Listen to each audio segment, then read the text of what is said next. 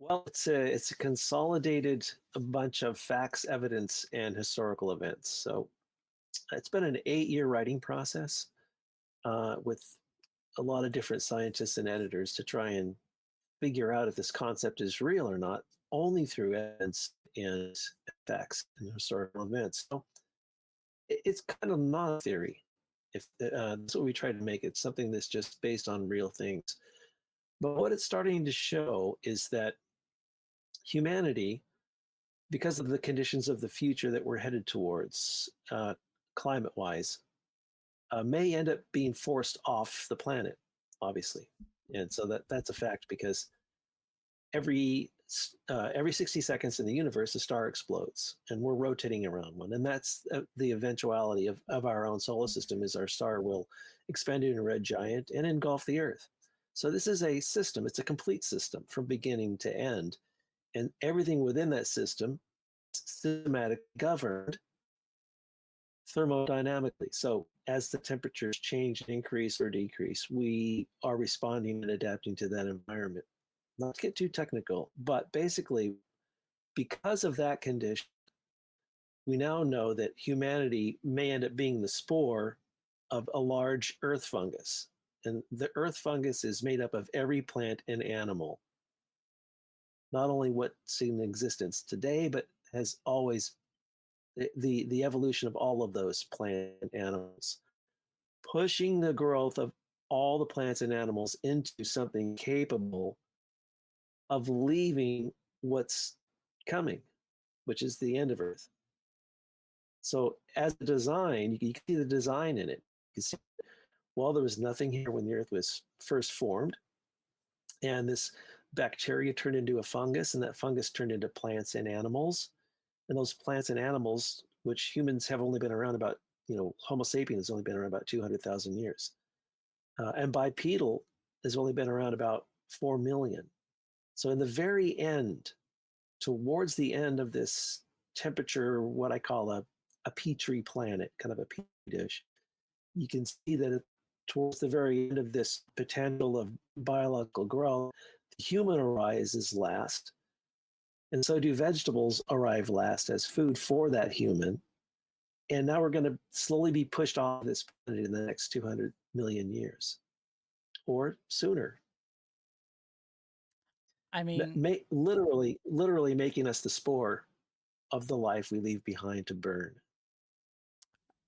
that's the whole premise from SpaceX, right? Their whole plan is to make life multiplanetary and propagate life out in the outer cosmos.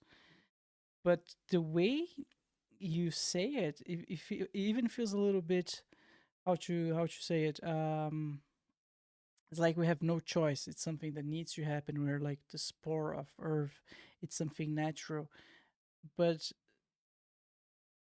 that's very romantic, but from my point of view, it has been a struggle to make it happen. It's quite the opposite. It doesn't feel natural. There has been so many explosions, and the gravity is like it's a engineering. It's almost impossible, right? That's why we never done it. So so my first question is that really how you see it as something inevitable? Well, keep in mind this is not my opinion. Okay. It's a deep dive observation. Okay. It's an objective view of all the evidence, and this isn't anything I wanted to think of. It wasn't my choice to go, oh, I'll think of this. It was like it hit me as a concept, and I thought, God, I wonder if that's true. It's bizarre that humanity is just a growth process, and I thought, well, into the evidence and see what's going on. I went into this 8-year deep dive of digging all of this up, and sure enough, I feel like I was the chosen one to be able to do the research, to put it together. Involuntarily, I'm here talking to you about it. So, as all of us living our lives, there's plenty of it that's involuntary, meaning you're born. You more than likely you didn't choose to be here. I like the idea that we do choose to be here, but look at it more like as an experimental idea that it's just all one growth process. Before I start fingering away from your original question here, yeah, it's just looking at what's here. Really, and it's based around technology. And you were speaking about technology and Elon. Yes, Elon is doing the first leg of this, and he's very conscious of this. I've heard enough of his interviews, and he also has put a date on the end of biological reproduction here on Earth, and that's 300 million years. Mine's 250. But when I heard him say that, okay, he knows what's going on. He knows about fungus theory without really knowing fungus theory. And one day, hopefully, I can have a conversation with him about it. But he does understand that thermodynamic wise, the Earth is going to gradually heat up. And it's called the necrobiocene.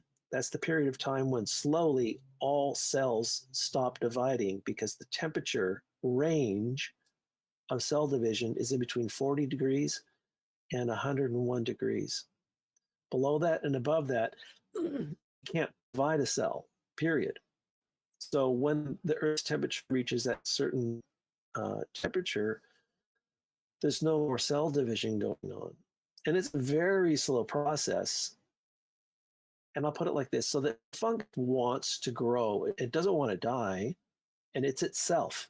So what's it doing by itself to sustain this inevitable end? It's formulating technology in order to evade its own death. And you can see that with medicine and humanity, even today, that's what we're always trying to do, extend life so you can enjoy family members longer, your own life longer. This is the natural process that is going to help us evacuate from Earth long before its end, and it's called technical evacuation standards. So those have to be met. Technical evacuation standards. Yeah, and Elon, go ahead. Go ahead. I'm sorry. Yeah, no, you're right. It's technical evacuation standards, and you're watching Elon work at this at the minimal scale of just trying to get to Mars. So it's a very good stage and example of what is inevitably going to happen when we're forced to respond this way to what's inevitable. But our environment today is like a heaven. We have gravity, we have food and entertainment, and it's very inspiring to watch humanity grow like this and be a part of it.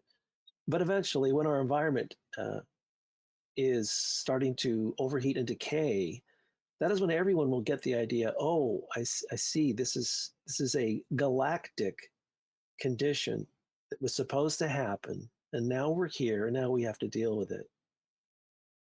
But how many mass extinctions happen on Earth throughout Earth's history? I think 7, if I'm not mistaken. We just have. You're right. Go ahead. I'm going to talk because I'm so excited about it. But it's sorry. Fine. There's been 5 major ones. 5 major ones. And I'm glad you bring that up because is this clean slate? Is it? Are we free from here on out? Is it going to be no weather changes? That's what we kind of subconsciously think as humans today. It's like, okay, we're past all the bad stuff, but that's actually impossible. There is another mass extinction coming of some sorts. If you look at the calendar, we're scheduled for one. Really? When's the next one? Sure.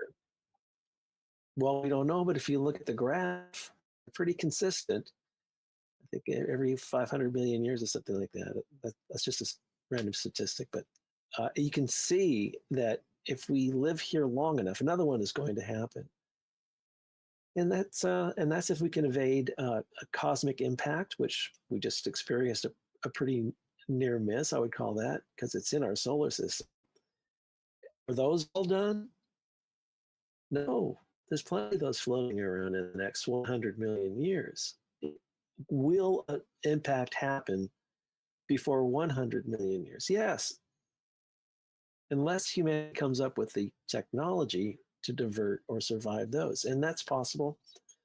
but it doesn't mean that we're not going to be forced off of this wonderful planet in a reasonable amount of time. And that is the concept. This is not heaven.